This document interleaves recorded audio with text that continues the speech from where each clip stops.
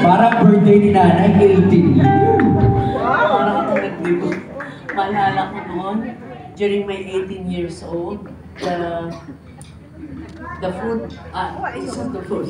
What my mother has prepared for me is nilagang saging at nilagang kamote. Sarap! But today, I am celebrating my birthday with the House of Change, with the ambassador, with Daddy Wisdom, with everybody who is around me for 18 years. Maraming salamat sa inyo. Yung mga Grab driver natin dyan. David, thank you so much for sending me every day and scolding you every day also. Thank you so much. Where is Josh? I want to thank you. And also, I acknowledge Usman.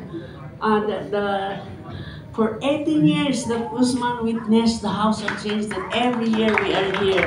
Thank you so much for all of you. Yeah,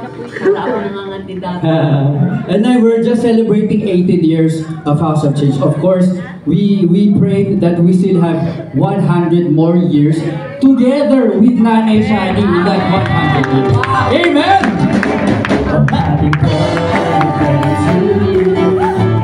Happy birthday to you. Happy birthday, happy birthday, happy birthday to you.